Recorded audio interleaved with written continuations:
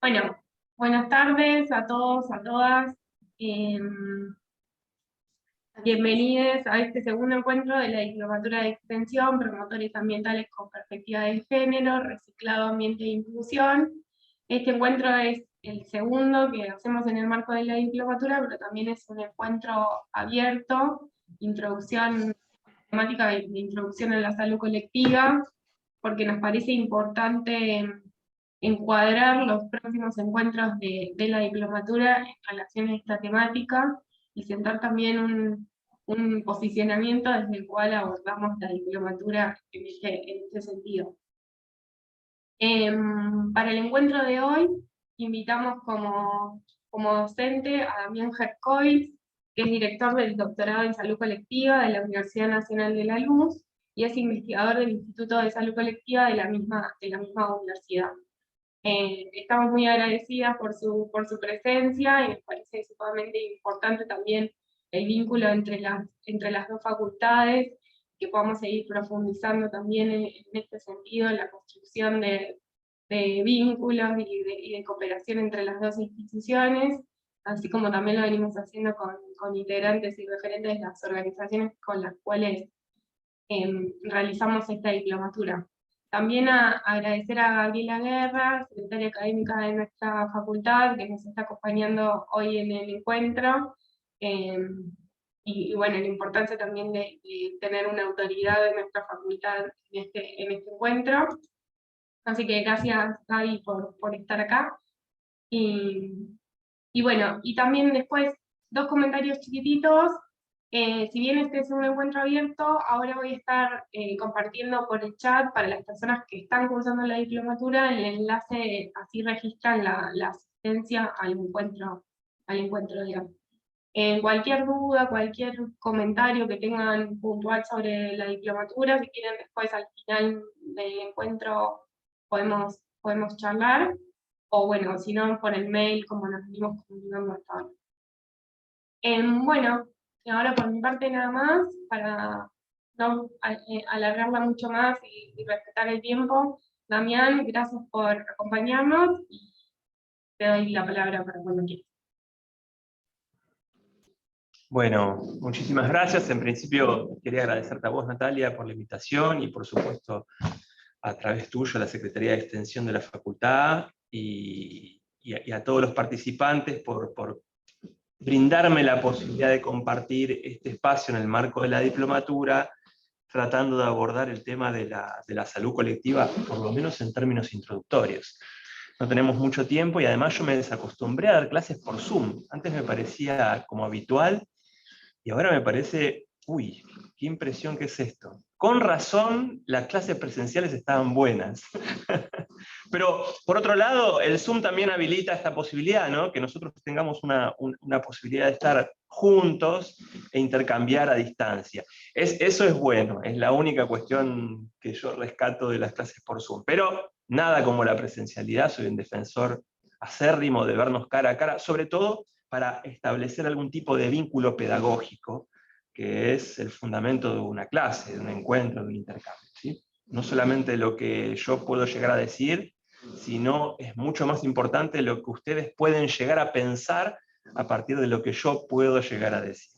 Pero bueno, teniendo en cuenta que este es el propósito, por lo menos la intención con la que yo encaro este espacio, voy a empezar a hablar. Y por supuesto que ustedes me interrumpen, me hacen preguntas, no es necesario ninguna solemnidad, el intercambio es más que bienvenido. Como adelantó Natalia, la idea de esta horita que vamos a contactarnos tiene que ver con que yo les brinde una introducción a lo que sería la salud colectiva, ¿no? Entonces ahí habría como dos preguntas que uno puede llegar a hacerse con relación a este tema. La primera es, ¿qué es la salud colectiva? ¿Dónde surge? ¿Cuáles son sus líneas fundamentales? ¿Quiénes son sus protagonistas? Etcétera, etcétera. Es una posibilidad, pero como no podemos abordar todo, yo voy a tratar de compartir con ustedes por qué hablamos de salud colectiva. ¿Por qué podemos llegar a afirmar que la salud no es simplemente algo que atañe a los individuos y a sus cuerpos, sino que atañe a los colectivos de los cuales participamos en mayor o menor medida como sujetos sociales. Esa es la pregunta que yo voy a tratar de responder con ustedes, y en principio les adelanto que la respuesta a esta pregunta va a tener que ver con tres cuestiones fundamentales. Voy a decir que la salud es colectiva porque si uno mira diferentes sociedades, va a observar que cualquier indicador de salud, en términos de enfermedades crónico-degenerativas, infectocontagiosas, van a variar significativamente en diferentes épocas y en diferentes culturas, a partir de múltiples determinantes macro y mesosociales. Es colectiva porque las diferentes sociedades tienen diferentes formas de enfermar, diferentes formas de cursar esas enfermedades y eventualmente diferentes formas de morir también. Esa es la primera idea que ya voy a ir desarrollando con ustedes. La segunda idea es que es colectiva porque también varía culturalmente. Hay algo que tiene que ver con una dimensión específica de lo social, que es la cultura, que va a impactar fuertemente en las formas en que pensamos la enfermedad, el cuidado y la atención.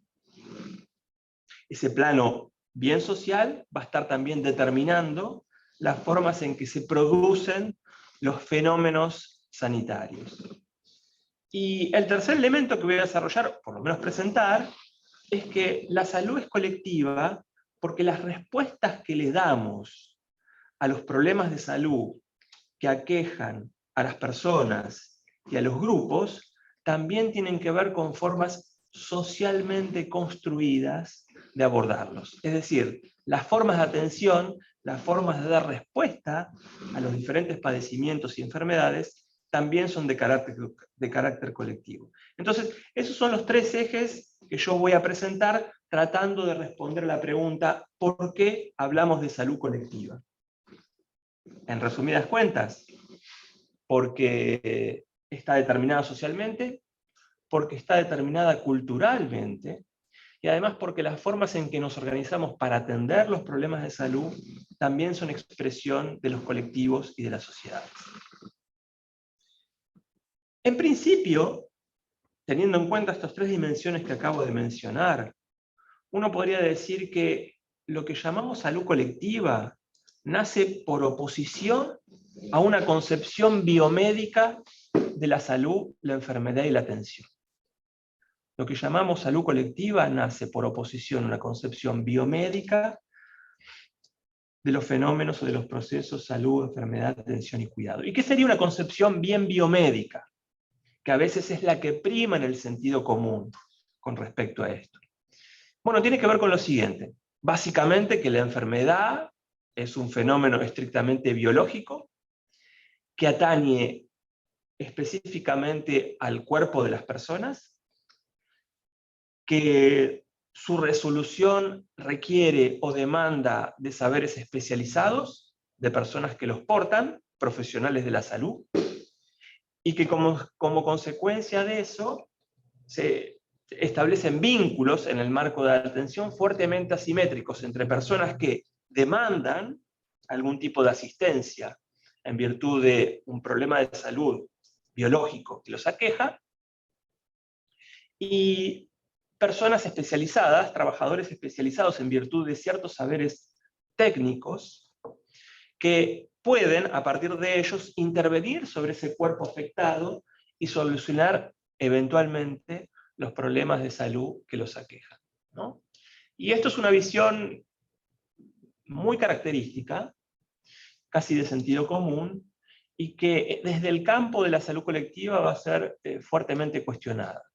Para cuestionar estas ideas básicas de lo que sería una concepción bien biomédica de lo que es la salud, la enfermedad y, por qué no, la atención y el cuidado, uno tiene que posicionarse en alguna medida en otra escala de observación, ¿no? Es como que tiene que dejar de mirar a las personas que específicamente se asisten en cualquier consultorio de cualquier centro de salud, de cualquier hospital, para mirar lo que le sucede a las poblaciones a las cuales pertenecen esas personas, ¿no? Es como que levantar la mirada. En vez de mirar la persona, el individuo, vamos a mirar qué pasa con las poblaciones y las enfermedades.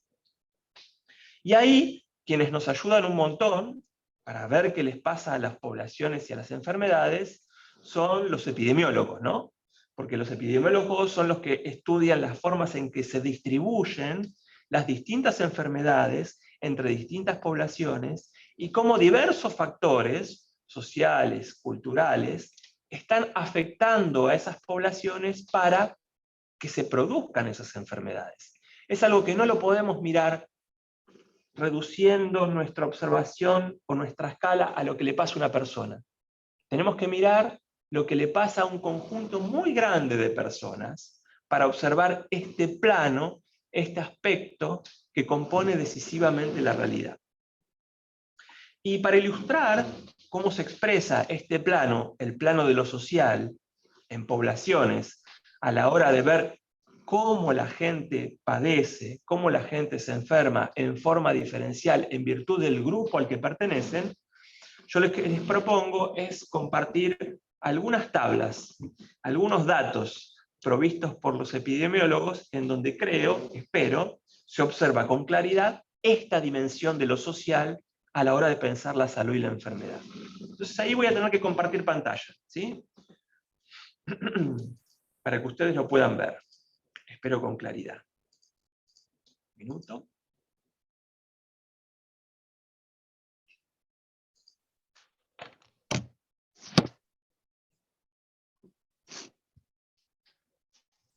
¿No?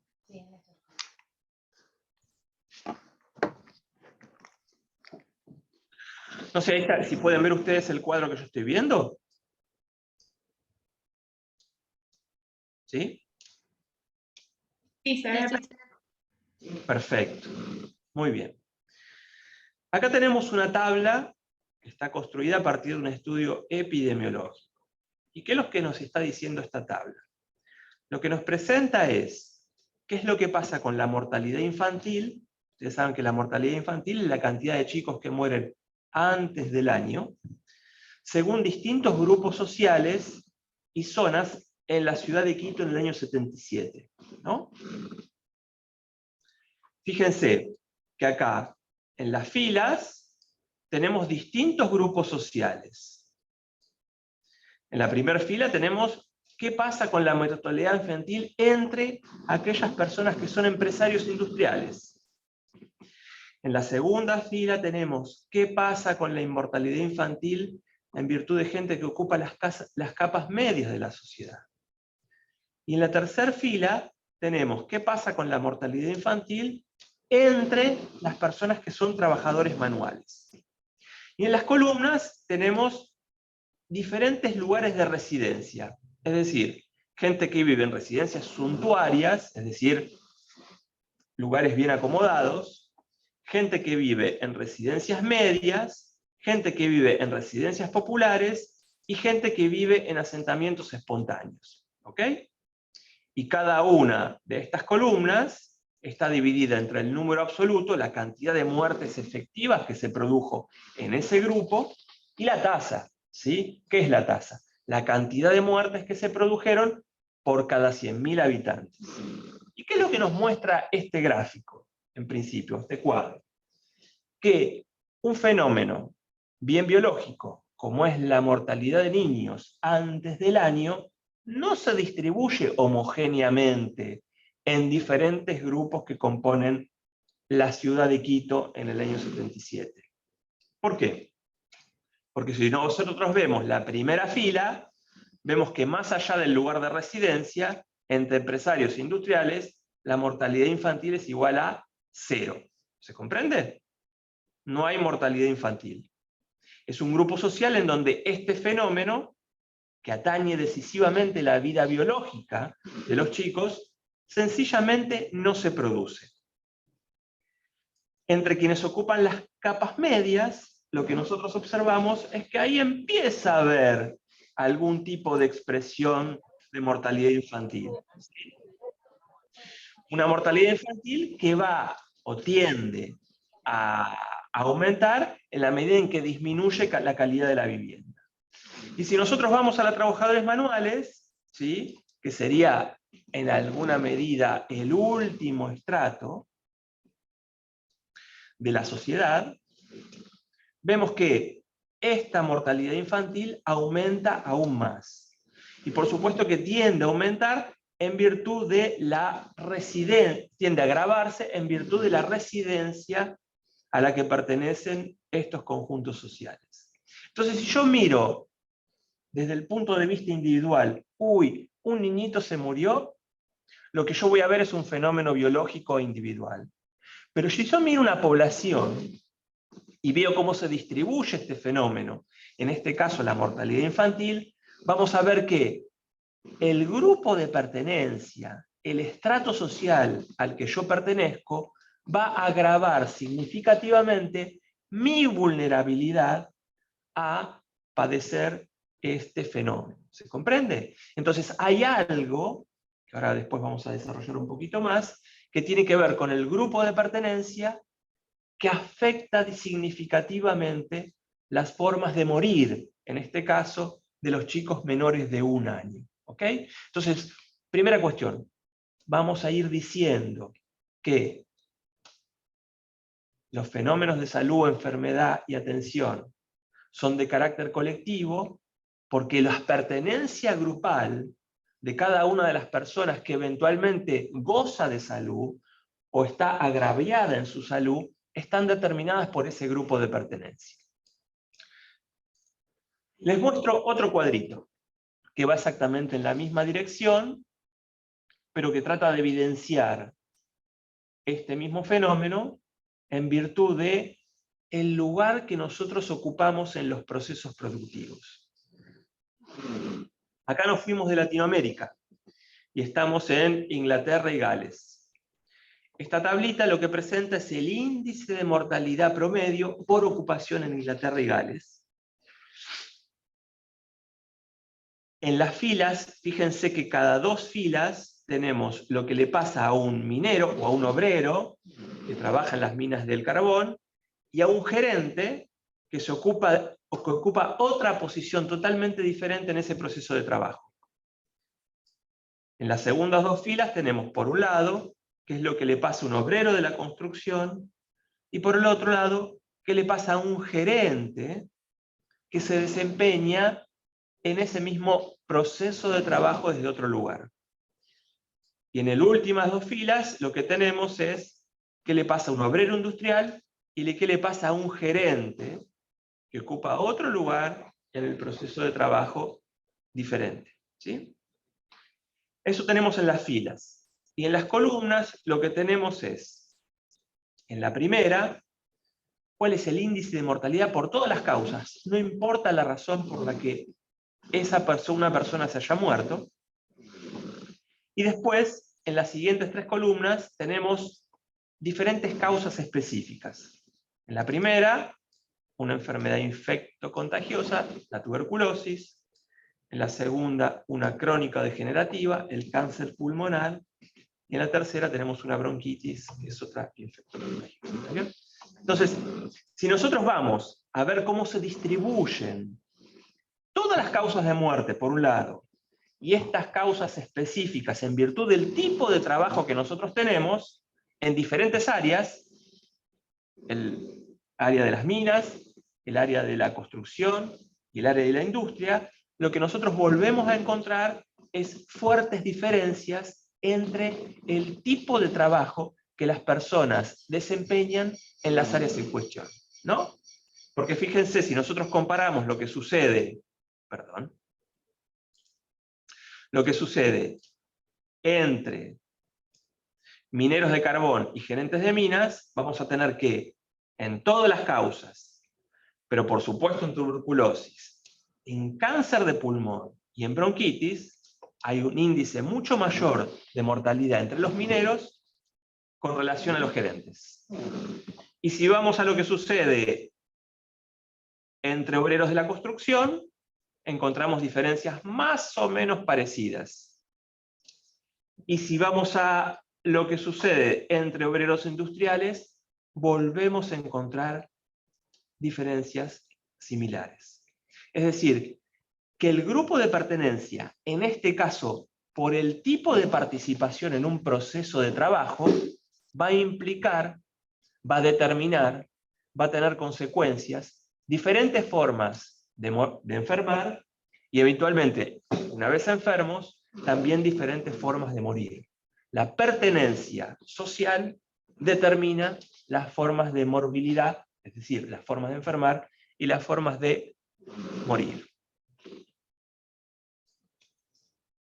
Una última tablita en la misma dirección que tiene un plus, que tiene otro dato muy importante que yo quiero compartir con ustedes. Acá lo que tenemos es la relación estandarizada de mortalidad por clase social en Inglaterra y Gales, ¿no? Es una medida epidemiológica, no importa de qué se trata eso. Y tenemos una población, ¿no? ¿Qué le pasaba a los varones entre 15 y 64 años? Y tenemos una serie temporal. ¿Qué pasaba con respecto a la mortalidad en varones de esta edad, de este país, entre 1921 y 1972? ¿Cómo podemos leer esta tabla? Bueno, muy sencillo. En la primera columna, lo que nosotros tenemos es la clase social o la población distribuida en clases sociales. ¿Qué quiere decir esto? Quiere decir que todos los varones de 15 a 64 años de Inglaterra y Gales están distribuidos en virtud de su pertenencia a clases sociales, donde el grupo 1 es la clase social más alta y el grupo 5 es la clase social más baja. ¿Ok? Simplemente clase social. Acá no estamos hablando ni del lugar de residencia, ni tipo de trabajo. Clase social. Supongamos, está medida básicamente en virtud de ingresos económicos. Y después, en las columnas, lo que tenemos es qué es lo que sucedía con la mortalidad de estos grupos en 3 puntos de cortes diferentes, ¿no? En el primero tenemos lo que sucedía en el año 1921-1923. En el segundo punto tenemos lo que sucedía en el año 49-53. Y en el tercer punto de corte, lo que sucedía en el año 70-72. Y si nosotros observamos cuál es el grupo en donde se producía la mayor mortalidad en el primer segmento, es decir, en el primer periodo, 1921-1923, ¿qué es lo que encontramos? ¿Dónde había más mortalidad? En la clase social más baja. ¿Lo ven? 125 versus la clase social más alta que tenía 82. La diferencia entre el grupo 1 y el grupo 5 es de 43. Y si vamos al año 49-53, ¿qué tenemos? Más o menos lo mismo. 86 en la clase social más alta y 118 en las clases sociales más bajas. Y si vamos en el penúltimo punto de corte de la tabla, que pasaba en el año 70-72, ¿qué es lo que tenemos? También una diferencia significativa entre el grupo 1, clase social más alta, 77, y el grupo 5, clase social más baja, 137. Fíjense que en los 3 puntos de corte, las clases intermedias son un degradé que expresan la diferencia entre el grupo 1 y el grupo 5. Es decir, que uno podría decir que a menor clase social aumenta la vulnerabilidad a morir en este grupo de varones en este periodo histórico. En definitiva, los pobres se enferman más, se enferman peor y mueren más. Uno podría llegar a esta conclusión observando este gráfico. Pero hay otra cosa más, y muy importante, que yo quisiera compartir y subrayar con ustedes en la lectura de esta tablita, que es la siguiente. A mediados del siglo pasado, en Inglaterra y Gales se instauró un seguro de salud que todavía existe, muy famoso, porque fue uno de los primeros que garantizó prestaciones básicas de salud al conjunto de la población. ¿Sí? Es decir que, desde el punto de vista de los servicios sanitarios, de lo que la gente podía acceder en términos de la disponibilidad de médicos y de servicios diversos vinculados a hospitales o centros de salud, hubo una diferencia radical entre lo que sucedía en el último punto de corte, 1970-1972, y el primer punto de corte, 1921-1923. Acá, por primera vez, a partir del año 49, empieza a haber un seguro de salud que garantiza prestaciones, servicios básicos al conjunto de la población. Por primera vez, todos tenemos ciertos derechos en cuanto al acceso a la salud, al acceso a servicios sanitarios. Sin embargo, a pesar de eso, la diferencia de mortalidad entre el grupo 1, la clase social más alta, y el grupo 5, la clase social más baja, no solamente no se redujo, sino que incluso aumentó. Porque en el punto de corte 1, en el 21 al 23, la diferencia entre el grupo 1 y el grupo 5 es de 43, mientras que el último punto de corte, entre el 70 y el 72, la diferencia entre el grupo 1 y el grupo 5 fue de 60.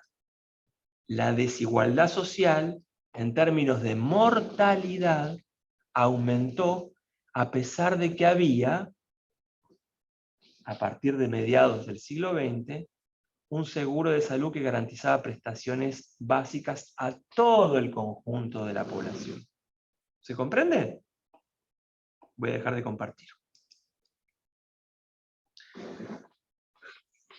Si yo tuviese que sintetizar este primer aspecto, ¿qué es lo que podría llegar a decir con respecto a por qué la salud es colectiva?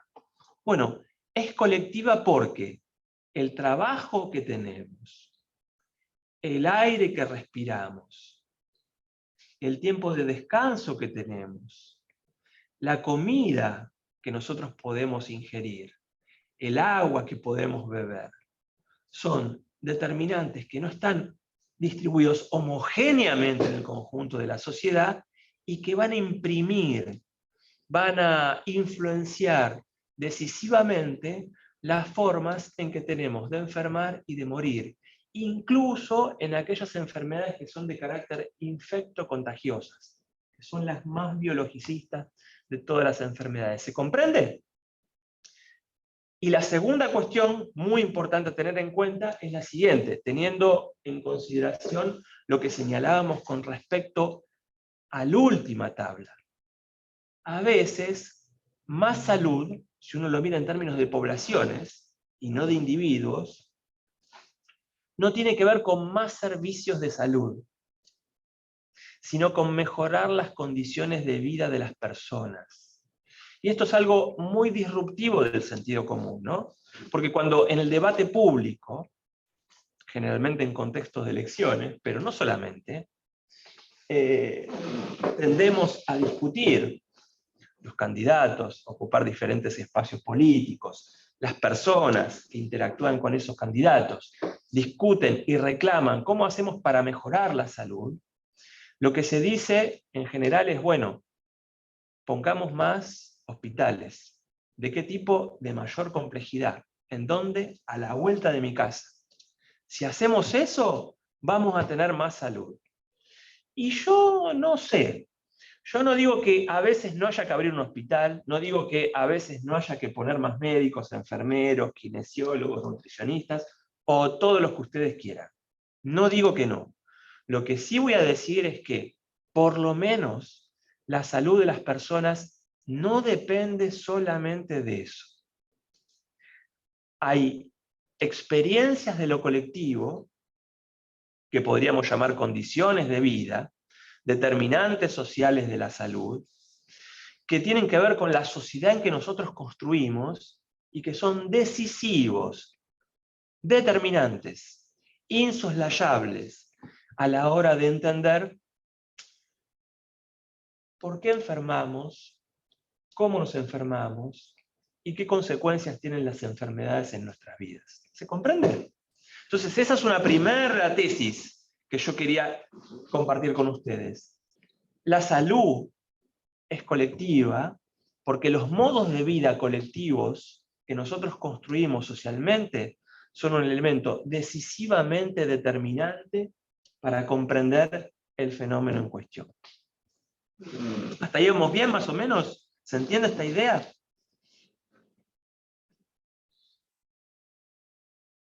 Aquellas personas que estudian cuestiones que tienen que ver con salud, enfermedad, atención y cuidado desde la epidemiología, lo que van a observar cuando comparan grupos sociales en virtud de grandes trazadores de la diferencia, es que no importa el fenómeno en cuestión que quieran analizar, tuberculosis, sífilis, VIH, cáncer, homicidios, accidentes de tránsito, cualquier fenómeno que sea o que constituya real o potencialmente un agravio a la salud, siempre va a afectar mucho más a grupos más vulnerables en virtud de la pertenencia en cuanto a la clase social, en virtud de la diferencia de género, en virtud de la diferencia de generación, ¿sí?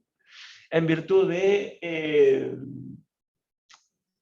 cualquier aspecto, cualquier atributo social en donde se pueda verificar algún tipo de diferencia, ¿sí? Cualquier atributo social que implique una diferencia siempre va a vulnerabilizar más a un grupo que al otro. Y en ese sentido es que las dimensiones sociales son insoslayables a la hora de comprender esta cuestión que tiene que ver con la salud. ¿Ok? ¿Hasta ahí vamos bien? ¿Alguna duda, pregunta, consulta? Muy bien. Entonces avanzamos un poquitito más.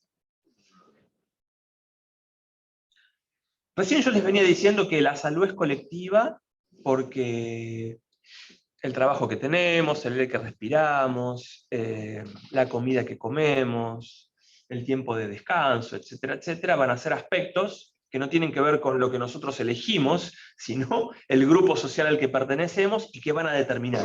¿Sí?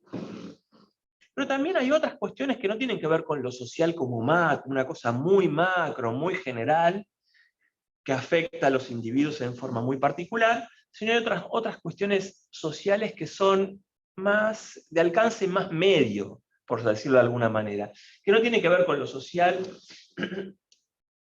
en términos tan globales, sino que tiene que ver con el espacio de interacción en donde nosotros podemos llegar a estar ubicados. Y hay cuestiones que afectan socialmente a la salud en virtud de ese espacio interaccional en donde nosotros podemos estar eventualmente ubicados.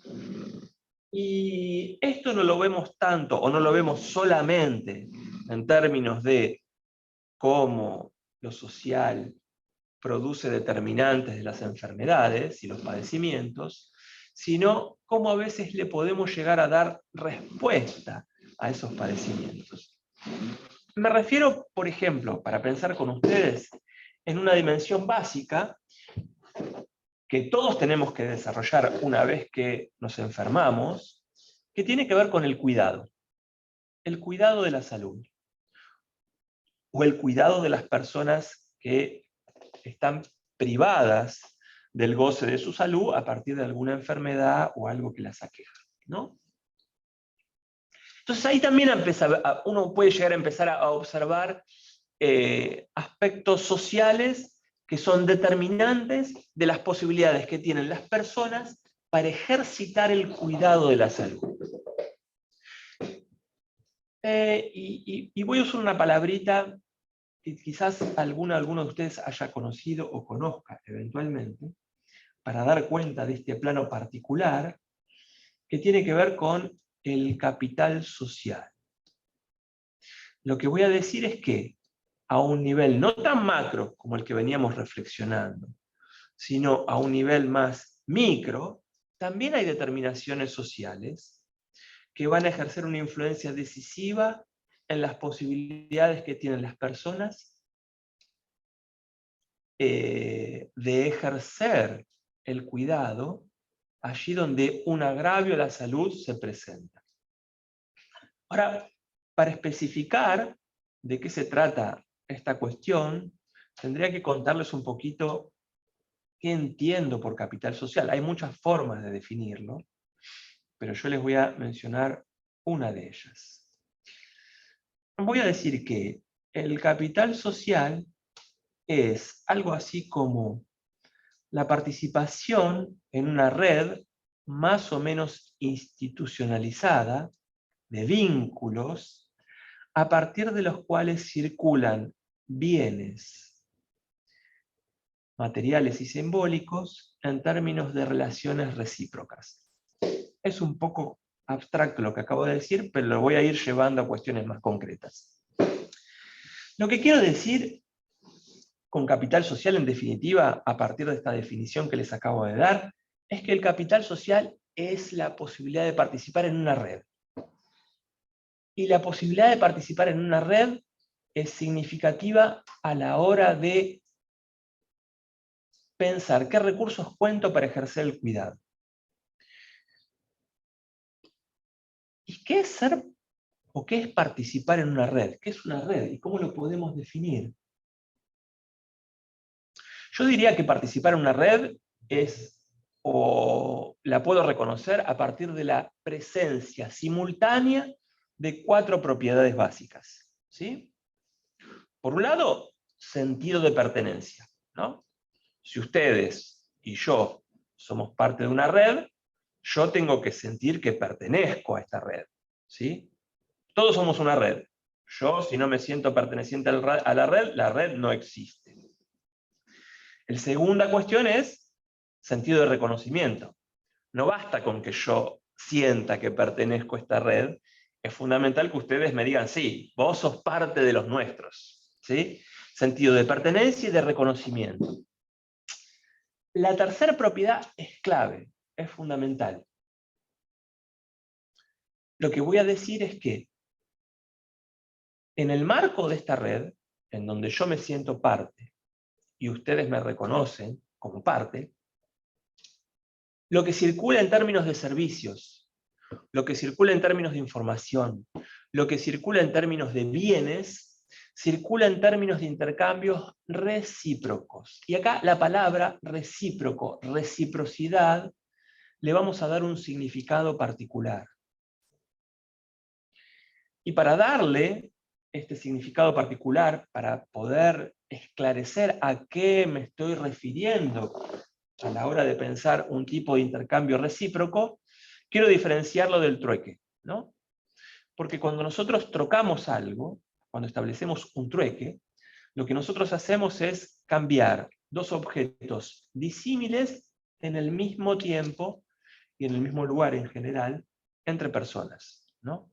Por ejemplo, yo podría cambiarle a ustedes esta lapicera por algo que ustedes tienen ahí. Un libro, un celular, lo que sea. ¿Se comprende? Cambio cosas diferentes en un mismo tiempo. Eso es un trueque. Pero el intercambio recíproco tiene una particularidad que lo hace diferente al trueque, que funcionaría así. Yo doy algo, supongamos que somos todos parte de una red, y alguno de ustedes requiere algo que yo tengo, por ejemplo, una lapicera, y yo se las doy, y no pido nada a cambio en ese momento.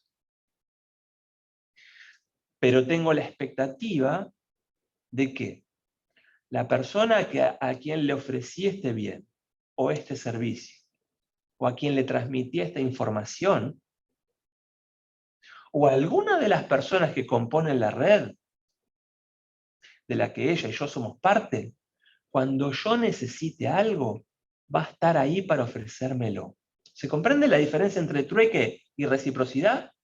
Cuando hay trueque, cambié cosas diferentes en un mismo momento. Cuando hay reciprocidad, doy. Pero doy con una expectativa. Doy con la expectativa de recibir en algún momento aquello que necesito cuando lo considere necesario. Eso es reciprocidad. Como consecuencia de el tipo de intercambio que caracteriza la circulación de bienes y servicios en el marco de una red, lo que yo voy a decir es que la cuarta propiedad que se necesita es la confianza. Porque si no hay confianza, yo doy, pero no tengo confianza en que las cosas en algún momento vuelvan, la red se disuelve. Entonces, sentido de pertenencia, sentido de reconocimiento, intercambio recíproco, confianza. Eso es una red y eso es capital social. Ahora, llevando esta idea conceptual, ya nos fuimos de los números y ahora estamos en las ideas, las teorías, al campo específico de la salud y el tema del cuidado, que es lo que veníamos discutiendo. ¿Por qué puedo decir que este aspecto es un determinante social muy importante a la hora de comprender las prácticas y las posibilidades de ejercer el cuidado? Pensemos en lo siguiente. Imagínense que ustedes, o yo, cualquiera de nosotros, a raíz de un problema de salud, de golpe se ven o nos vemos imposibilitados de continuar con nuestras vidas y nuestras actividades habituales. Estamos postrados, necesitamos recuperarnos y no podemos ni salir a hacer las compras, ni procurar algún tipo de información, ni ir a comprar los remedios, ni cocinarnos, ¿se comprende? Hay algo del cuidado de nosotros mismos, que en contextos habituales lo podemos llegar a desempeñar, lo podemos llegar a hacer, que ahora, a raíz de un problema de salud, no lo podemos continuar haciendo. ¿Sí? Entonces, habitualmente, cuando esto sucede, hay alguien, en principio, que va a participar de nuestro cuidado. Generalmente ese alguien es una persona que tiene que ver con nuestro entorno social más inmediato. Muchas veces es la familia. ¿Sí? Alguien de la familia está ahí para acompañarnos, ayudarnos y atendernos en nuestro proceso de recuperación o acompañarnos en la enfermedad que nos toca padecer. Ahora el tema es que, sea cual sea el servicio que esa persona nos presta, es muy difícil que al cabo de 1 hora, 2 horas o todo un día de estar acompañándonos, la persona nos diga, che, al cabo, perdón, por los servicios prestados te voy a cobrar 1.500 pesos. No es lo que suele suceder. ¿Sí? No es una tarea asalariada. Pero tampoco nos va a decir, si no tenés 1.500 pesos, transferime por Mercado Pago. Pero tampoco te va a decir, bueno, si no tenés nada de eso, voy a la heladera o a la despensa y me llevo un paquete de fideos y un paquete de arroz. ¿Se comprende? Hay una acción que se da, un servicio, pero la retribución no tiene la forma de trueque. No nos dan algo en forma inmediata a la hora de retribuir el servicio que se presta. Pero, tácitamente, es muy posible que las personas que estén ahí para ofertar, para brindarnos, para acompañarnos en los cuidados que se requieren para recuperarnos de nuestra enfermedad, tengan una expectativa, explícita o implícita. ¿Cuál es esa expectativa? Muy sencilla. Cuando yo, dice tácitamente la persona que nos ayudó, tenga algún problema de salud, alguien del grupo social al que pertenezco va a estar ahí para ayudarme en lo que necesite. ¿Se comprende? Entonces, el cuidado que todos y todas ejercemos en los espacios domésticos, de los cuales nos beneficiamos o los cuales ofertamos para acompañar, para favorecer la recuperación de alguien que está enfermo depende fuertemente de eso que llamé al principio de esta parte de la exposición, capital social. Si una persona dispone de capital social, puede ejercitar prácticas de cuidado medianamente satisfactorias. Si una persona está sola, no participa de ningún tipo de red y no dispone, en consecuencia, de capital social, las posibilidades de ejercitar el cuidado van a ser nulas o escasas. Entonces fíjense que acá tenemos otra determinación de lo social, que no tiene que ver con cómo el trabajo que tengo impacta en el problema de salud que me aqueja, sino cómo el espacio social que habito impacta en las posibilidades de ejercicio del cuidado que voy a llegar a tener que ver, que voy a llegar a poder realizar. Y eso es otro plano en donde lo social, lo colectivo, afecta significativamente la salud, o más específicamente, los procesos salud, enfermedad, atención y cuidado. Fíjense que esto es un aspecto crítico en determinados grupos poblacionales, ¿no? Generalmente, ¿cuáles son los grupos poblacionales que demandan más cuidado y en donde la disponibilidad de capital social es más crítica? Los adultos mayores, ¿sí? ¿Demandan mucho cuidado en virtud de los diversos problemas que pueden aquejar su salud? Sí. ¿Disponen de capital social? ¿Redes de participación y contención a partir de las cuales se fundamenten las posibilidades del ejercicio del cuidado? Muchas veces no. Y en ese sentido es un grupo socialmente vulnerable, ¿sí? No por el problema biológico que pueda afectar eventualmente su salud, sino por el espacio social que habitan y que muchas veces impide o puede llegar a impedir el ejercicio del cuidado. Entonces, fíjense, hasta ahora vemos discutiendo cuestiones macrosociales que afectan a la salud, y por lo tanto hablamos de salud colectiva por eso, y aspectos más microsociales que afectan la salud. Y por lo tanto podemos hablar de la salud colectiva en ese sentido. ¿Ok? ¿Se entiende esta segunda cuestión?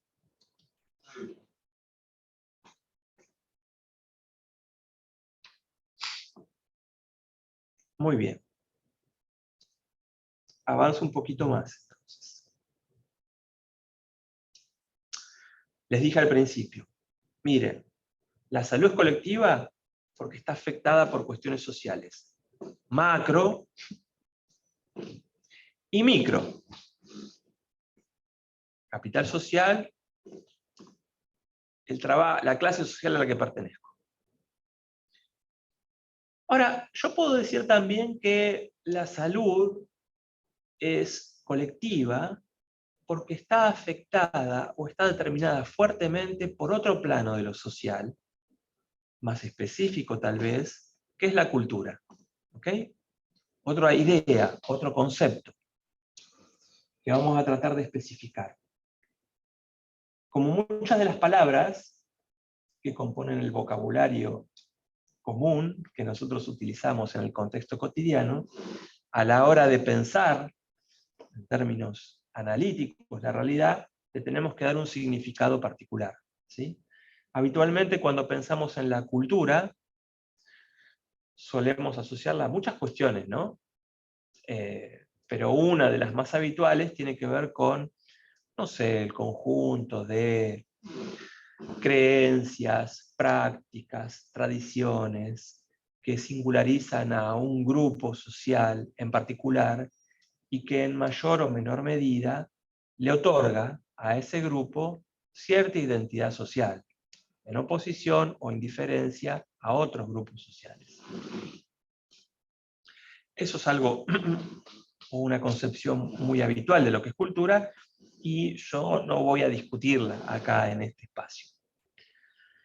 Pero sí quisiera compartir con ustedes otra acepción, otra definición de lo que es cultura, que fue, o que es, muy influyente a la hora de comprender por qué podemos llegar a decir que la cultura afecta significativamente la salud, y que tiene que ver con lo que podría llegar a llamar el concepto semiótico de cultura. Concepto semiótico de cultura. ¿Qué quiere decir concepto semiótico de cultura? Bueno, lo voy a simplificar mucho, pero espero que en esta simplificación no pierda la virtud del concepto original. Voy a decir que, en términos semióticos, la cultura no es ni más ni menos que la capacidad que cada uno de nosotros tenemos como sujetos sociales de otorgarle un significado más o menos parecido a las cosas que nos rodean. Le doy un sentido más o menos parecido a las cosas que nos rodean. Y darle un sentido más o menos parecido posibilitan dos cosas fundamentales. Primero, entender el mundo, entender de qué se trata, esto que ocurre a mi alrededor, y en segundo lugar, porque podemos hablar, esto que estoy haciendo ahora, transmitir, comunicarnos.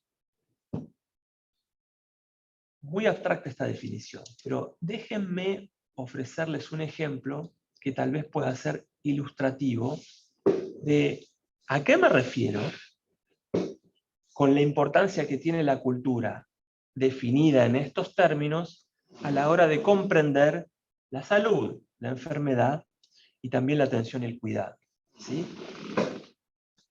Imaginemos que hoy a la mañana, ustedes o yo, cualquiera, se levanta con una sensación de dolor en el cuello.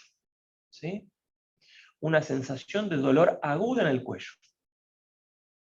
Una sensación es algo que siento, un dolor.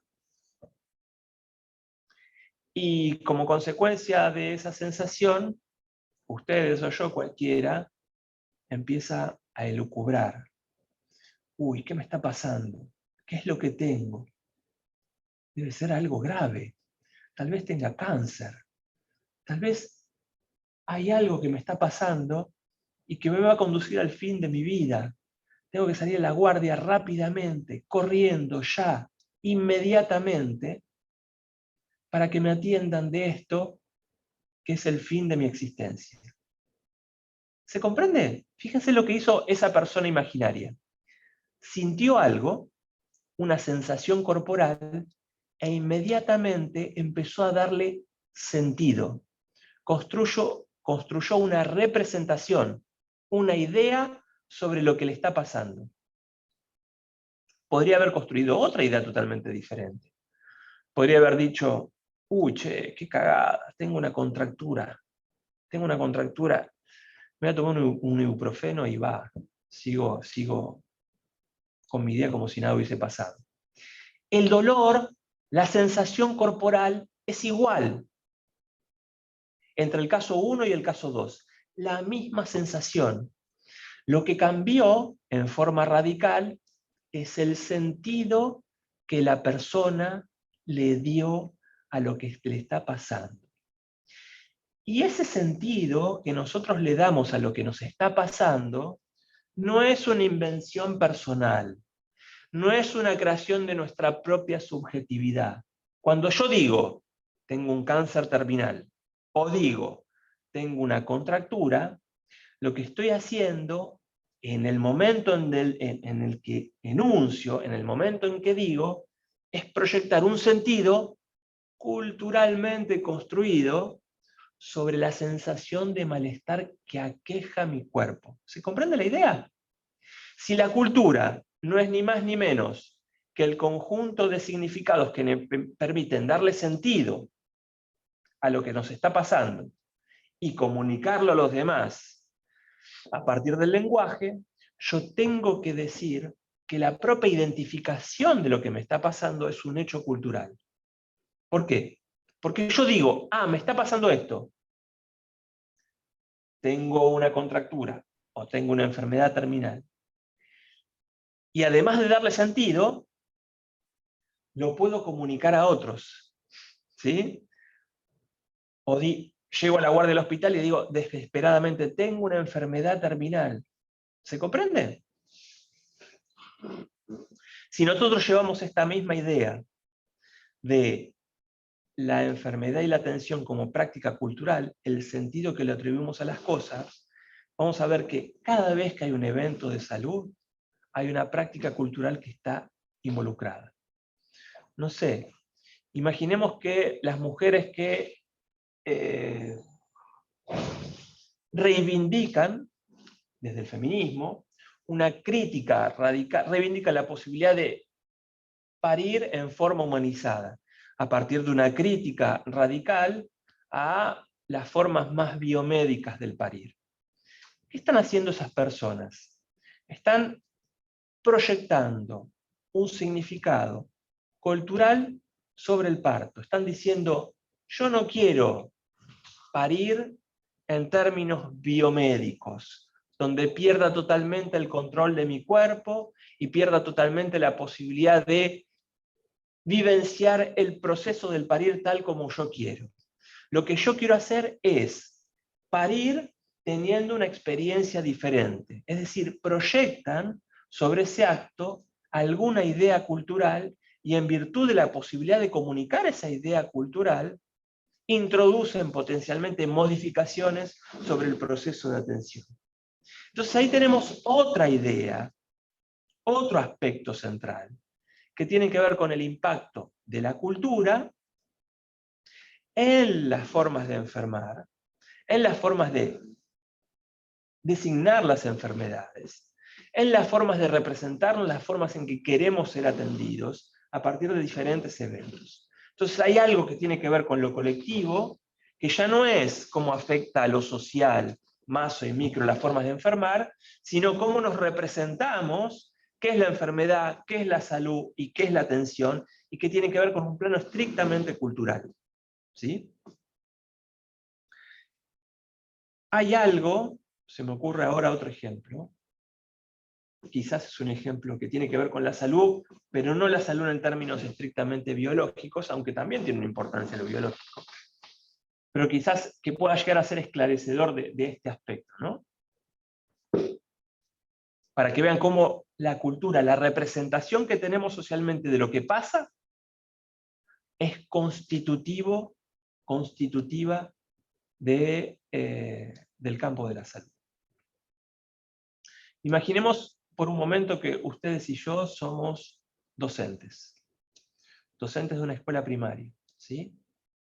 Estamos dándole clase a niñas y niños de temprana edad escolar, supongamos 8 años, ¿sí? Tenemos que impartir ciertos conocimientos a estos niños en virtud de los programas que están fijados por el Ministerio de Educación, etcétera, etcétera, ¿sí? Y ahora observamos que tenemos 25 chicos más o menos, y algunos de los cuales no se comportan de acuerdo a lo que nosotros expectamos como docentes de escuela. ¿Qué quiero decir con esto? Bueno, algunos chicos no se pueden quedar quietos más de 5 minutos en el banco. Supongamos también que no atienden a las consignas que nosotros les ofrecemos. Supongamos que si les damos una actividad que requiere una serie de pasos, hacen el primero, el segundo y el tercero se lo olvidan. Supongamos que todo esto les produce bastante frustración, entonces abandonan rápidamente la actividad escolar y empiezan a molestar al compañero de al lado. Supongamos que cuando nosotros tratamos de encuadrar disciplinariamente a los chicos, reaccionan muy violentamente con nosotros o con alguno de los compañeros. ¿Queda claro el ejemplo? Más o menos. Hace 50, 60 años, un chico que se comportaba de esta manera en el aula era identificado como un terrible quilombero, ¿sí? Y se lo trataba de sancionar disciplinariamente. Y si la sanción disciplinaria no producía modificaciones en su comportamiento, era inmediatamente expulsado de la escuela. ¿Se comprende? Eso que sucedía hace 50 años, hoy ya no es más posible. Probablemente lo que suceda con un chico con estas características es, primero, la maestra cita a los padres, que le dicen, no, sí, en casa más o menos lo mismo, ya no sabemos más qué hacer con él. Entonces empiezan a participar del espacio toda una serie de trabajadores especializados en cuestiones que tienen que ver con el comportamiento infantil. Pienso primero la psicopedagoga, ¿por qué no un psicólogo? Tal vez un psiquiatra infantil, tal vez un psicomotricista, tal vez una o un terapista ocupacional. Cada uno con su saber específico va a tratar de identificar cuál es el problema que afecta a ese niño, por lo cual el comportamiento que manifiesta en la escuela no se parece en nada a lo que espera la escuela de él. Ese cambio entre lo que sucedía con un chico hace 50 o 60 años y lo que sucede hoy, habitualmente lo llamamos proceso de medicalización. ¿Qué quiere decir proceso de medicalización? Quiere decir la incorporación de cada vez más aspectos de la vida de las personas, en este caso el comportamiento de los chicos en la escuela, como algo a ser abordado por el campo de la salud y los profesionales de la salud en la medida en que sea problemático. ¿Sí? Eso es medicalizar.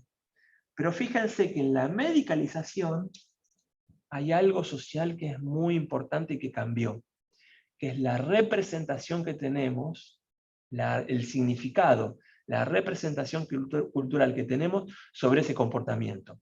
El comportamiento del pibe hace 60 años y el que existe y el que manifiesta hoy es igual. Es como el dolor que yo les decía antes. El dolor es el mismo. Yo puedo decir, no tengo nada, o puedo decir, tengo un cáncer terminal. El pibe es igual. Yo antes decía, es un indisciplinado inabordable y hoy tiene un déficit o un trastorno de déficit de atención. ¿Sí? Cambió la representación cultural. La cultura, en definitiva, es otro aspecto medular a la hora de comprender el carácter colectivo de la salud. No tiene que ver con expresiones individuales, sino tiene que ver con representaciones de las formas en que pensamos. ¿Está bien? Entonces, la primera cuestión es colectivo porque es social, lo social afecta significativamente, es colectivo porque es cultural.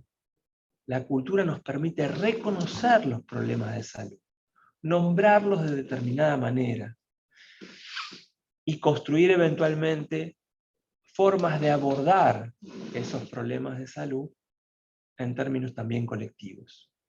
Hasta ahora es lo social, recién mencioné lo cultural. Y voy por una última cuestión a compartir con ustedes, que tiene que ver con las razones por las cuales podemos hablar de salud en términos colectivos, que tienen que ver con las formas de atención. Hasta ahora venimos hablando de cómo lo social afecta los problemas de salud que tenemos y afectan las formas en que entendemos los problemas de salud. Pero lo social es sumamente significativo a la hora de comprender el tipo de respuestas que nosotros le damos a los problemas de salud. ¿Y a qué me refiero con esto? Bueno, me refiero básicamente a lo siguiente, ¿no? Cuando nosotros pensamos la atención de la salud,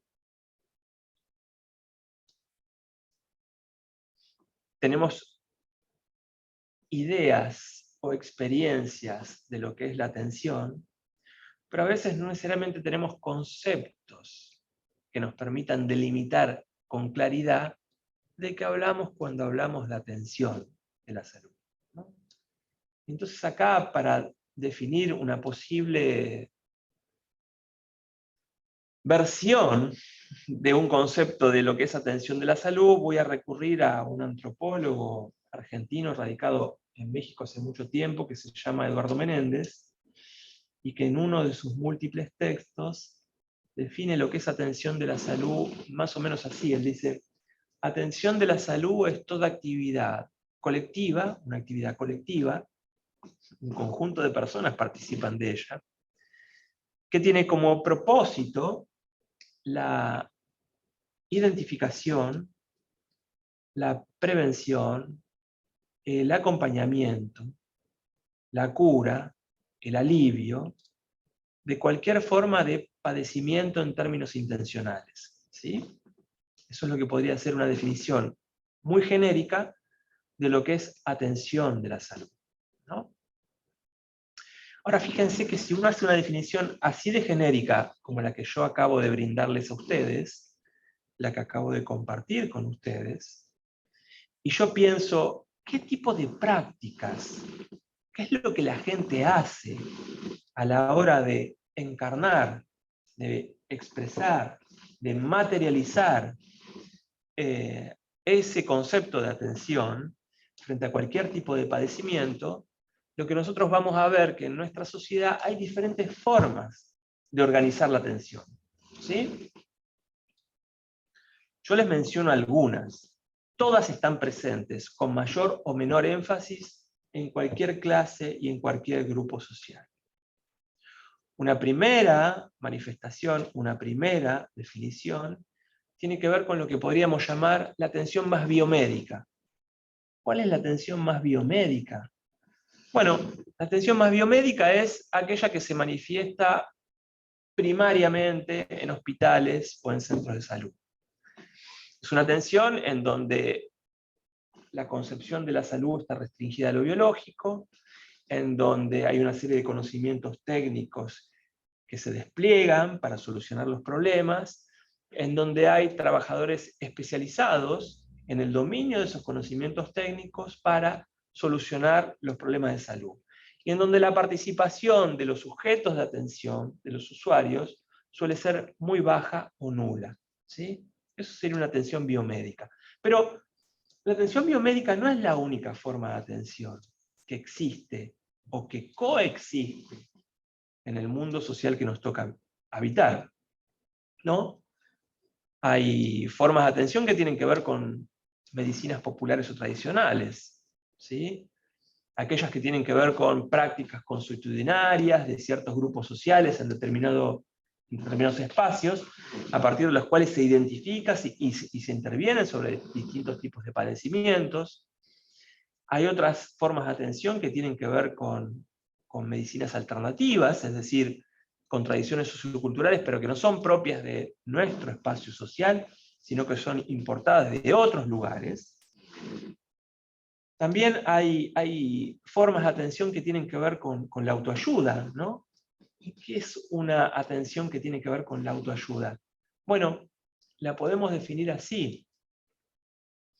Es una forma de atención de la salud que se singulariza porque todas aquellas personas que participan del espacio asistencial participan en virtud de compartir el padecimiento, ¿sí? Yo participo en virtud de que comparto el padecimiento que mis compañeros tienen. Y se supone que el hecho de tener la experiencia del padecer me ofrece algún tipo de conocimiento que puede ejercer un efecto terapéutico en las otras personas que están eventualmente siendo parte del grupo, ¿no? Un ejemplo clásico de este tipo de forma de atención son los alcohólicos anónimos, ¿sí? Son grupos en donde no hay alguien que en virtud de su saber especializado, como un médico, como un psicólogo, como un trabajador social, como un kinesiólogo, un nutricionista, lo que sea, interviene para solucionar un problema, sino que son un conjunto de personas que padecen algo, el consumo problemático de alcohol, y como consecuencia de la experiencia de ese padecer, se brindan distintos recursos de ayuda mutua, ¿sí? Eso es una forma de atención que tiene que ver con la autoayuda, que no tiene nada que ver con la biomedicina, donde hay un trabajador especializado, también con los saberes tradicionales o populares, donde hay gente que está especializada en ciertos conocimientos que son necesarios para intervenir sobre ciertos problemas de salud. No sé, pienso en otros grupos de autoayuda, gente que comparte enfermedades crónicas como la hipertensión, la diabetes, el VIH, problemas alimentarios, a veces problemas emocionales que tienen que ver con la pérdida de hijos, etcétera, etcétera, etcétera. Cada vez hay más grupos de autoayuda en virtud de problemáticas cada vez más diversas. Pero es una forma de atención totalmente diferente a las otras. Pero posiblemente la forma de atención más importante que existe socialmente no tiene que ver con ninguna de las que les acabo de mencionar. No tiene que ver ni con la biomedicina, ni tiene que ver con la medicina popular o tradicional, ni tiene que ver con las medicinas alternativas, ni tiene que ver con aquellas que están centradas en la autoayuda, ¿sí? Sino que tienen que ver con la autoatención. La autoatención es clave, es la más importante. ¿Cómo la podemos definir, la autoatención? Bueno, básicamente diría que autoatención es cualquier cosa que las personas hacen, en términos intencionales, para diagnosticar, para prevenir, para curar, para acompañar, para aliviar cualquier forma de padecimiento, de enfermedad, sin la participación directa de un trabajador especializado del campo de la salud. Este último componente de la definición es el tema central. Sin la participación directa de un trabajador profesional de la salud, ¿sí? Es, volviendo al ejemplo que les daba hace un ratito, a la hora de tratar de transmitirles la importancia de la cultura, a la hora de comprender lo que es la salud, la enfermedad y la atención, diría que es lo que esa persona imaginaria hizo cuando se tomó un ibuprofeno para aliviar la contractura que tenía en su cuello. No fue al hospital, no consultó a un trabajador especializado, simplemente recurrió a los conocimientos y a las herramientas y a los materiales que tenía en su propio espacio doméstico para solucionar un padecer. Eso es autoatenderse. Y la autoatención es súper importante porque frente a un malestar emocional o físico, sea cual sea el malestar, lo primero que las personas hacen es intentar solucionarlos con los recursos y conocimientos que son propios del espacio doméstico que ocupan, ¿no? Son propios de las familias. Y esas acciones que se desarrollan en esos espacios son las que podemos caracterizar como modos de atender los padecimientos que tienen que ver con la autoatención. Y es la más importante porque es la primera, es lo primero que uno hace. Y es lo que hace cualquier grupo social, pertenezca a la clase social alta, media o baja, sean jóvenes o sean viejos. Lo primero que uno hace es autoatenderse. Y si eventualmente el problema o el malestar que a mí me aqueja no es posible de ser solucionado a partir de los recursos que yo dispongo en el marco de la autoatención, recién ahí las personas recurren a otra forma de atender sus padecimientos, ¿sí? Que pueden tener que ver con lo que se le ofrece en un hospital, en términos de biomedicina, las medicinas populares o tradicionales, ¿sí? O las medicinas alternativas, o incluso aquellas que están centradas en la autoayuda. Entonces, en definitiva, y para ir cerrando por lo menos mi parte expositiva, ¿por qué diríamos que la salud es colectiva? Diríamos, la salud es colectiva porque A, los problemas que aquejan a la salud de las personas, las enfermedades biológicas, emocionales, están determinados por el grupo social al que pertenecemos, la clase a la que pertenecemos, el trabajo que tenemos, la comida que comemos, etcétera, etcétera. También es social porque están determinadas por nuestra cultura. La cultura entendida en términos de el sentido que nosotros le damos a lo que nos pasa. Pero en tercer lugar, tenemos que hablar de salud colectiva porque las formas de intervenir sobre los problemas de salud, las formas de organizar la atención de esos problemas de salud, también tienen que ver con una organización colectiva. Tengan que ver con un modo biomédico, lo que aparece en un hospital, tengan que ver con lo que hacemos nosotros en nuestras casas, lo que podría ser la autoatención, tenga que ver con el recurrir a medicinas tradicionales, tenga que ver, no sé, curarse el empacho con alguien que sepa cómo hacerlo, tenga que ver con la autoayuda, participar de un espacio de autoayuda si nosotros tenemos un consumo problemático de sustancias, no sé. Esa forma de organizar la atención y el cuidado también tienen que ver con un plano colectivo. Entonces, estos tres aspectos son cruciales.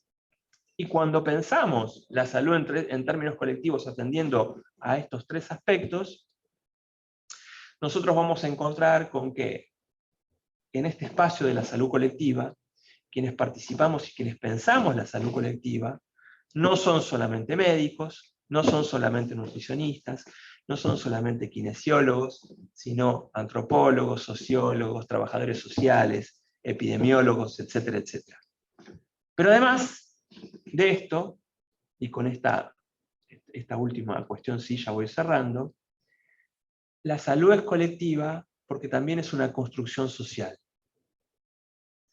De esta construcción social participamos todos, con nuestras ideas, con nuestras reivindicaciones, con nuestros anhelos, con nuestros deseos.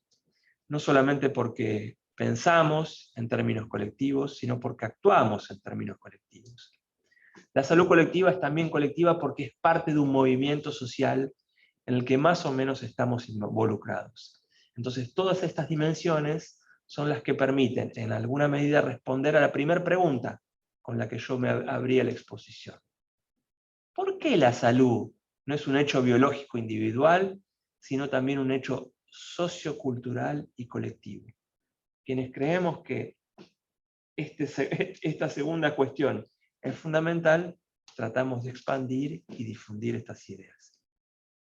Les agradezco haberme escuchado hasta ahora, y si alguien quiere hacer alguna pregunta, plantear alguna duda, acá estoy con gusto para responder, o alguna queja, acá estoy con gusto para responder.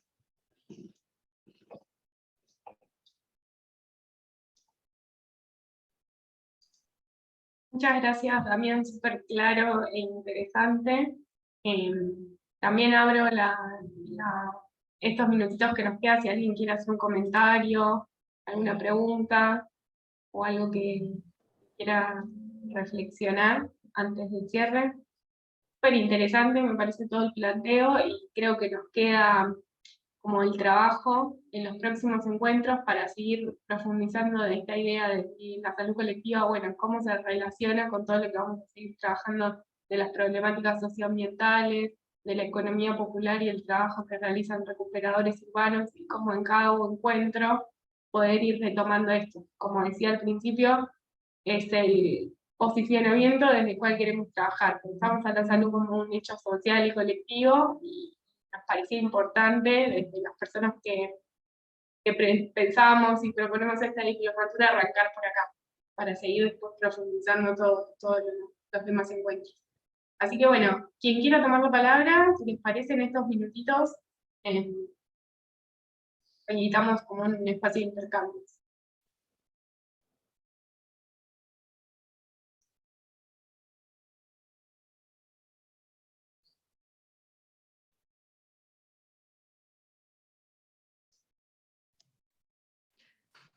Hola, ¿qué tal? Mi nombre es Mariana, un poco te había comentado el otro día, Natalia, que a mí me resultaba, nosotros hicimos junto con Carreros y Cartoneros la encuesta sobre la situación socioeconómica que tenían 100 carreros y cartoneros en Mar del Plata. Yo soy de base diseñadora industrial y trabajé, digamos, mi tesis doctoral en temáticas de sustentabilidad y trabajo en el Instituto del Hábitat y el Ambiente, pero bueno, habían varias cuestiones y nociones que me quedan bastante lejanas, pero sí nos llamó mucho la atención, sí, bastante, te reí porque son bastante lejanas, pero bueno, cuando hicimos esta encuesta voluntaria, pensábamos encontrarnos también en relación a la salud, como que salieran bastantes cuestiones que tenían que ver a dermatitis, a dolores crónicos, y bueno, por esto mismo que hablabas, ¿no? Que el sentido está socialmente construido y culturalmente, realmente no salieron, porque no las identifican como parte de... nada, por el hábito, por la costumbre, porque no las identifican como parte del trabajo y no las asocian al tenerlas, digamos, al ser una manifestación regular del ámbito en el que están, dentro del trabajo que hacen y demás, no salieron como esperábamos o como nos gustaría que se hubieran manifestado. Y ahora empezábamos a trabajar, digamos, también como haciendo ese análisis, de como cómo podíamos aportar un poco desde nuestro lado, y queríamos empezar a trabajar, al estar asociada con la carrera de diseño industrial, y que ya habían hecho varias experiencias en torno a diseños de carros, en torno a que realmente digamos, hubo mucho aprendizaje, pero hubieron varios planteos como muy de arriba hacia abajo en el desarrollo de estas experiencias. Teníamos como la idea de decir, bueno, este espacio podía ser un lugar que estaba bárbaro para eso, ¿no? Cómo poder trabajar en esto, de manera de taller, en las expresiones de salud, en el cuerpo, en el reflejo, por el trabajo, y particularmente nos interesaba, a ver, no sé, es más como cómo poder trabajarlas desde el taller también, la relación con los artefactos, ¿no? La relación de los artefactos con la corporalidad, y decir, bueno, si se planea o sea, si se está queriendo aportar desde el diseño a la realización de artefactos o contribuir a una modificación en una política pública en torno a un artefacto, cómo poder trabajarlo de manera, ¿no? Co-construida, para poder relevar estos datos también, porque de la manera tradicional, digamos, no hay manera. Cuando decís artefacto, ¿qué te referís? Eso es la única, esa palabra, ¿qué sentido le das? A un artefacto, ya sea una herramienta, ya sea un carro, ya sea algo para la vestimenta que contribuya, todo lo que sea de manera tangible, digamos. Claro. Bueno, hay, a ver, dos cuestiones tratando de vincular sobre todo lo que acabas de mencionar con lo que veníamos charlando, ¿no? Primero, si uno piensa que las cuestiones de salud están determinadas socialmente, ¿a qué le prestaría?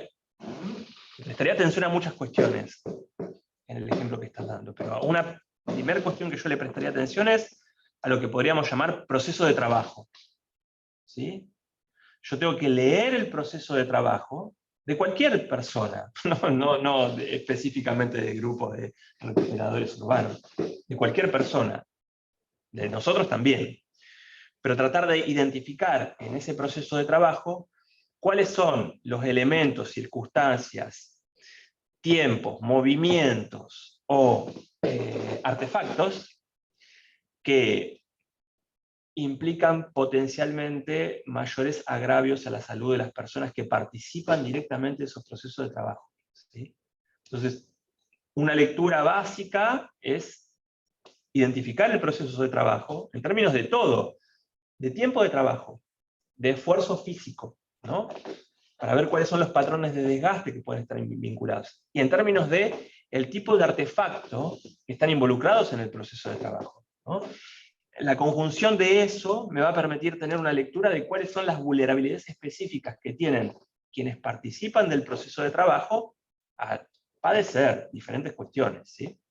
Ese es un plano. Proceso de trabajo como una especie de categoría mediadora de lo social a la hora de entender lo que sucede.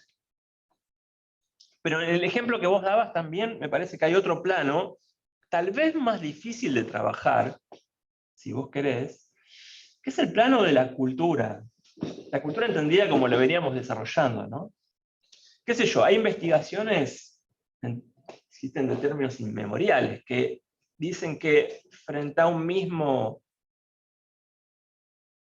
malestar, las mujeres, por el rol tradicional que fueron asignados en el espacio doméstico, tienden a significar con más precisión y actuar en consecuencia con mayor intensidad, ¿sí? Como una especie de diferencia entre varones y mujeres a la hora de significar problemas de salud. Eso tiene que ver con que ancestralmente el trabajo en el espacio doméstico estuvo dividido y la salud formó parte de los atributos o tareas vinculadas al universo de lo femenino, ¿no? Entonces, esa división ancestral del trabajo todavía precipita en términos de los significados culturales a partir de los cuales las personas identifican determinados problemas.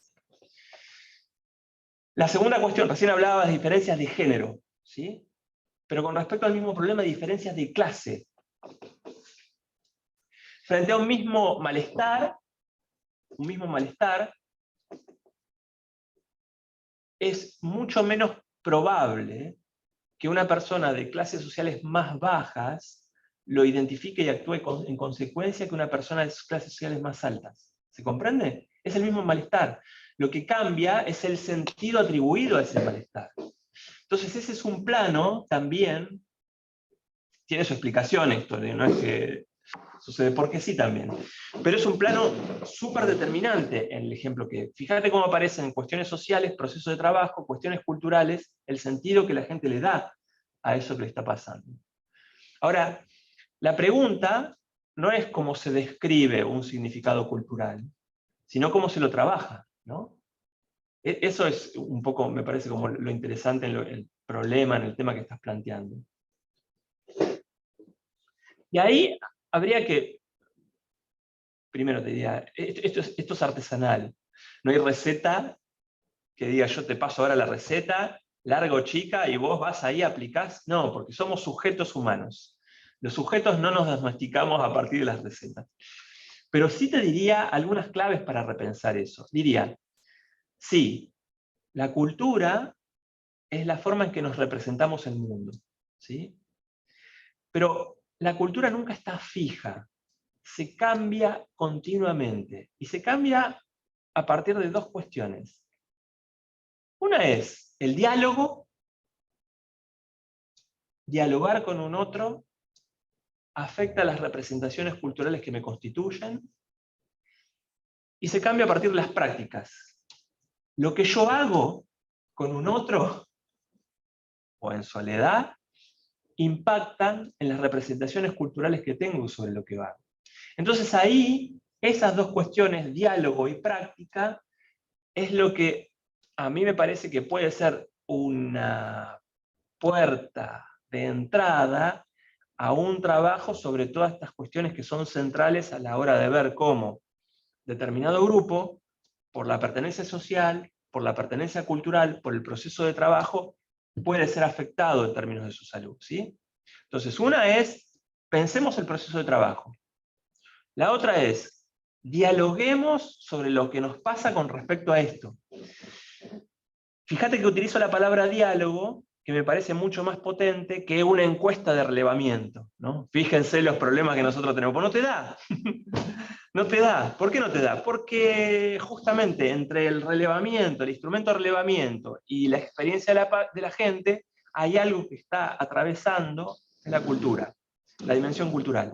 Entonces, más que, che, vamos a hacer un relevamiento a partir de este instrumento, ¿por qué no es, che, me parece más potente, ojo, che, ¿por qué no empezamos a pensar qué es lo que nos pasa con respecto a nuestra salud y cómo esto se puede estar vinculándose con las formas en que tenemos de trabajar?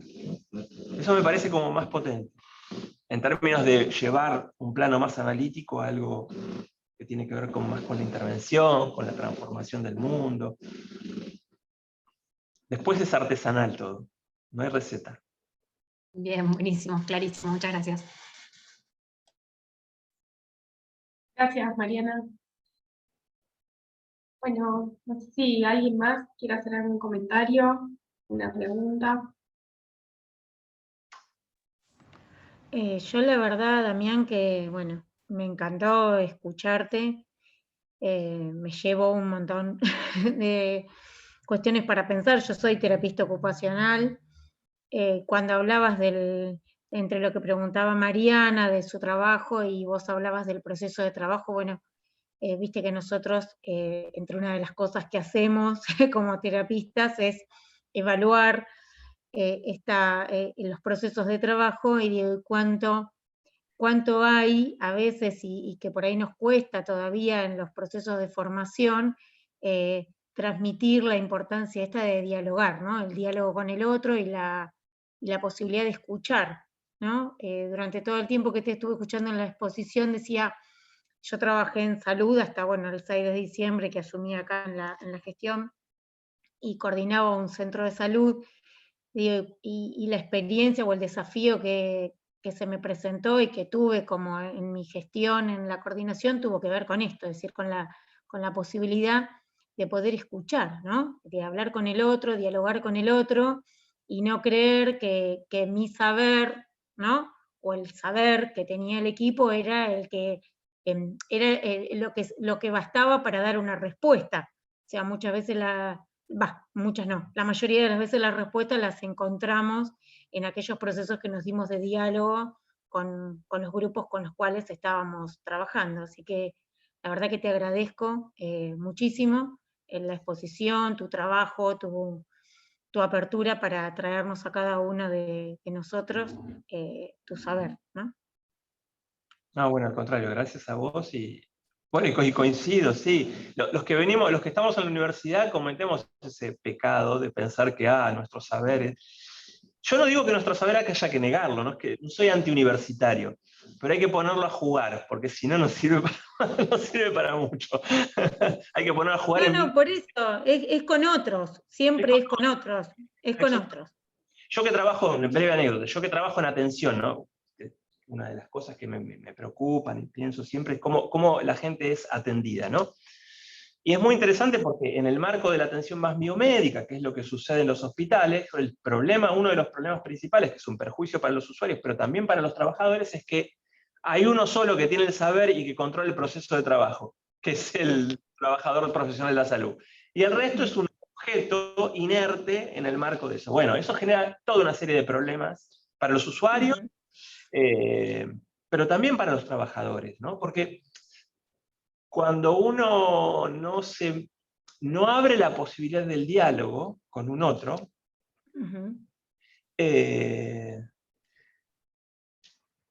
y se autolimita la posibilidad de generar algún tipo de conocimiento nuevo también.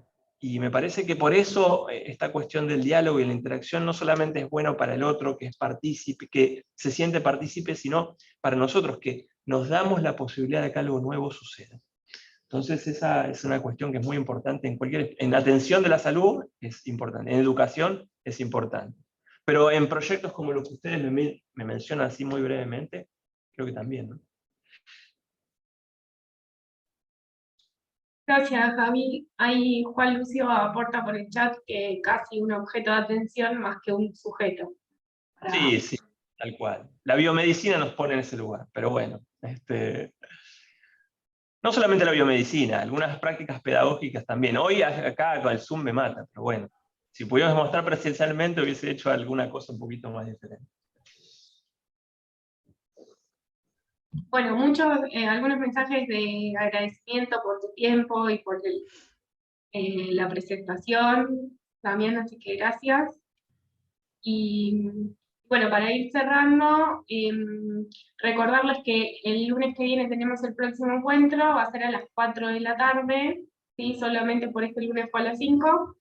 Y bueno, agradecerte una vez más, Damián, como tu presencia, la claridad de la exposición y bueno, que hayas dedicado tu tiempo de esta tarde para acompañarnos.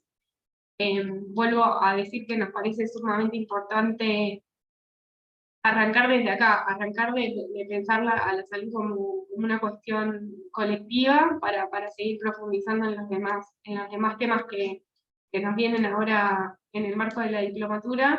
Y bueno, de nuevo, como este desafío de volver todo el tiempo, me parece que a este encuentro presencial y a reflexionar cotidianamente cómo aportamos a seguir construyendo esta noción de salud colectiva.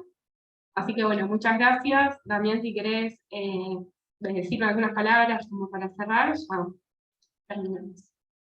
Bueno, no, agradecer a ustedes por la invitación, el espacio, y bueno, como siempre digo, ¿no? Uno habla y quizás alguna palabrita que dijo, en alguna medida, en alguna persona, en algún sentido, genera algo diferente. Así que nos estaremos viendo la próxima. Gracias por el espacio. Muchas gracias. Sí, el próximo lunes es a las 4 de la tarde presencial en la misma aula que cursamos el otro día, el aula 80 del cuarto piso de la Facultad de Ciencias de la Salud y Trabajo Social, ahí en Funes y Peña. Bueno, muchas gracias a todos. Muchas gracias, Martín, saludos. por la invitación. Gracias, Damián.